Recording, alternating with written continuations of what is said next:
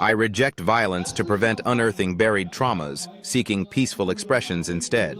I hate fighting because I think I have issues. I know that. You ever punch somebody so hard they act like you were their stepdad? Like you ever just, wow, you're not my real father, man.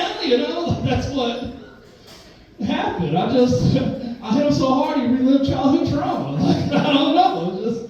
I don't like being a punch therapist. All right, I don't want to do that to people.